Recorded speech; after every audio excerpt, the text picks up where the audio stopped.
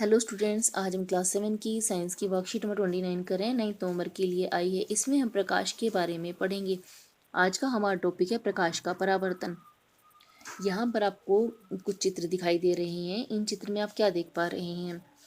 आप कहेंगे यहाँ पर एक मोमबत्ती है और इस मोमबत्ती का प्रतिबिंब हमें इस दर्पण में दिखाई दे रहा है। इसी तरह से यहाँ पर एक तालाब है जिसमें हम पेड़ को प्रतिबिंब के रूप में देख पा रहे हैं। हमें यह क्यों दिखाई देते हैं? इसका कारण है प्रकाश का परावर्तन। आज हम इस प्रकाश के परावर्तन के बारे में ही जानेंगे। अभी तक हमने जाना है कि प्रकाश सीधे रेखा में गमन करता है क्योंकि यह एक मुड़े हुए पाइप से गुजर नहीं सकता। परंतु जब प्रकाश एक पॉलिश किए हुए या चमकदार सतह पर गिरता है तब क्या होगा? इससे पहले हमने एक एक्टिविटी की थी जिसमें हमने किसी मोमबत्ती के सामने एक मुड़े हुए पाइप को रखकर देखा था। जब हमने दूसरी तरफ से देखा तो इससे हमें मोमबत्ती नहीं दिखाई दी, लेकिन जब हम एक सीधे पाइप से इसे देखते हैं तो हम इसे आसानी से देख पाते हैं। इसका मतलब है कि इससे जाने वाला प्रकाश सीधी रेखा में चलता है। प्रकाश किसी पॉलिश किए हुए चमकदार सतह पर गिरता है तो क्या होता है? तब प्रकाश का परावर्तन होता है। जब प्रकाश एक चमकदार सतह पर गिरता है तो उसकी गमन की दिशा बदल जाती है।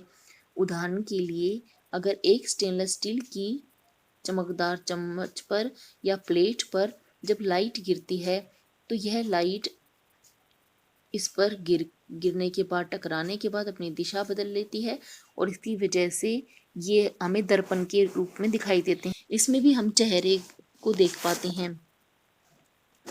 दर्पण किसी भी पॉलिश किए हुए सतह को या चमकदार पृष्ठ को हम दर्पण कहते हैं, जो कि दर्पण की तरह कार्य कर सकता है, जिसमें किसी वस्तु का प्रतिबिंब हम देख पाते हैं। प्रकाश का परावर्तन। दर्पण द्वारा प्रकाश की दिशा के परिवर्तन को प्रकाश का परावर्तन कहते हैं। इसके लिए आप इसे एक एक्टिविटी से समझ सकते हैं। एक दर्पण लीजिए, इस दर्पण के सामने एक टॉर्च या मोमबत्ती की लाइट इस पर डालिए। ये लाइट जब इस पर गिरेगी तो यह थोड़ी देर में टकराने के बाद आपको दूसरी सतह पर एक चमकदार गोले के रूप में दिखाई देगी। इसका कारण क्या है? प्रकाश की किरण इधर से आई और इसने दिशा बदल दी और दूसरी तरफ यह दिखाई दी। वस्तुएं तभी दिखाई देती हैं जब प्रकाश उनसे परावर्तित होकर हमारी आंखों तक पहुंचता है। इसीलिए किसी भी वस्तु को देखने के लिए प्रकाश की आवश्यकता होती है।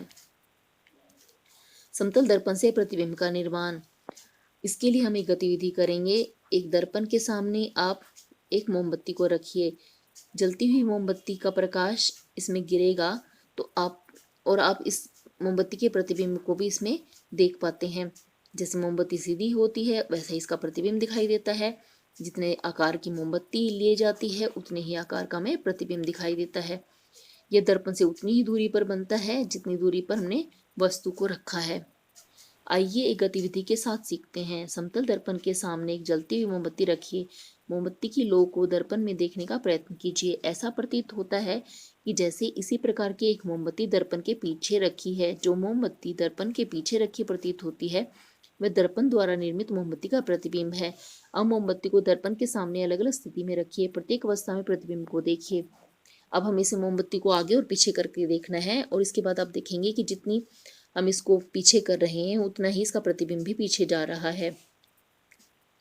यहाँ पर समतल दर्पण के गुण दिए गए हैं। समतल दर्पण में प्रतिबिंब दर्पण के पीछे बनता है। यह सीधा होता है, वस्तु के साइज के समान होता है तथा दर्पण से उतनी ही दूरी पर पीछे होता है जितना कि वस्तु दर्पण के सामने है। अब इससे संबंधित अभ्यास के लिए प्रश्न दिए गए हैं।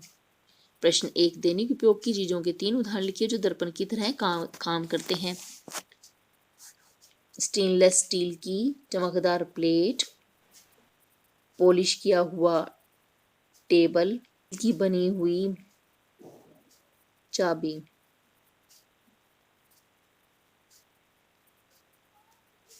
प्रकाश के परावर्तन से आप क्या समझते हैं? दर्पण द्वारा प्रकाश की दिशा के परिवर्तन को प्रकाश का परावर्तन कहते हैं। प्रश्न 3, समतल दर्पण द्वारा निर्मित प्रतिबिंब के 4 गुण लिखिए। समतल दर्पण में प्रतिबिंब दर्पण के पीछे बनता है। यह सीधा होता है, यह वस्तु के साइज के समान होता है और यह दर्पण से उतनी ही दूरी पर पीछे होता है जितना कि वस्तु दर्पण के सामने है। वस्तुएं हमें कैसे दिखाई देती हैं? वस्तु हमें तभी दिखाई देती हैं जब प्रकाश उनसे परावर्तित होकर हमारी आंखों तक पहुंचता है। आज की वर्कशीट में बच्चों में इतना ही करना है। जल्द ही नेक्स्ट वर्कशीट के सॉल्यूशन के साथ मिलेंगे।